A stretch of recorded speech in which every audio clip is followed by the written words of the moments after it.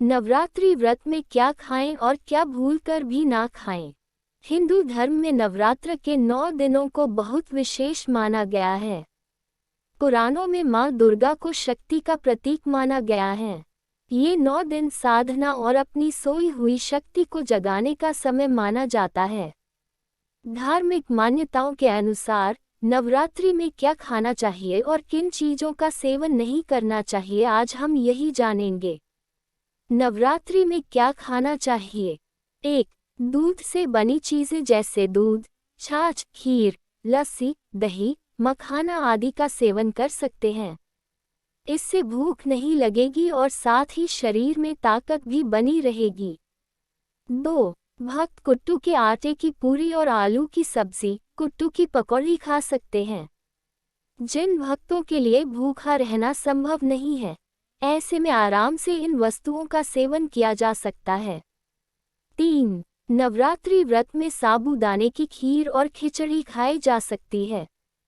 शाम को व्रत तोड़ने के बाद भक्त इसका सेवन कर सकते हैं। 4. उपवास में दिन के किसी भी समय फलों का सेवन कर सकते हैं। फलों का रस भी ले सकते हैं, इससे शरीर में पानी की कमी नहीं रहेगी। 5. सिंघाड़े के आटे की पूरी, आलू की सब्जी का सेवन भी किया जा सकता है। अब जानते हैं क्या नहीं खाना चाहिए। बासी खाना ना खाएं।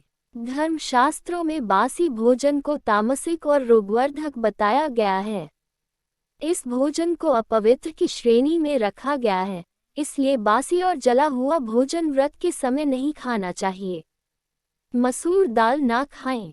धार्मिक दृष्टि से मसूर दाल को अपवित्र माना गया है।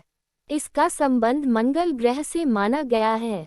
बताया जाता है कि इसके सेवन से मन में उग्र और तामसिक विचार का संचार होता है।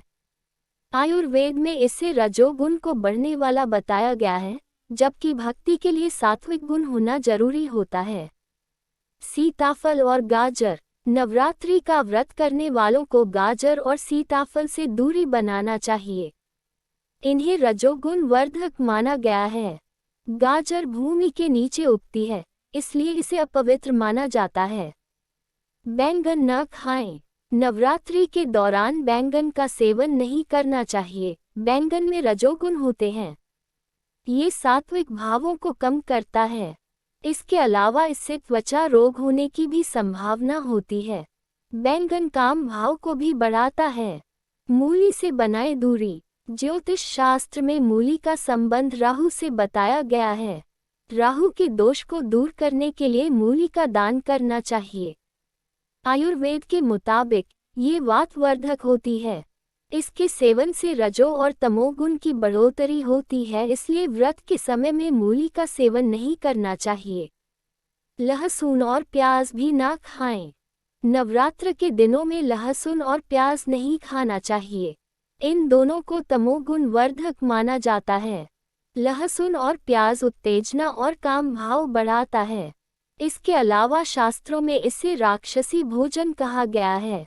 कहा जाता है कि इनकी उत्पत्ति राहु और केतु से हुई है, इसलिए इनमें गंध आती है और पूजा पाठ में इनका उपयोग नहीं किया जाता। मांस का सेवन बिल्कुल ना करें। नवरात्र के पर्व पर मांसाहार खाना वर्जित माना गया है।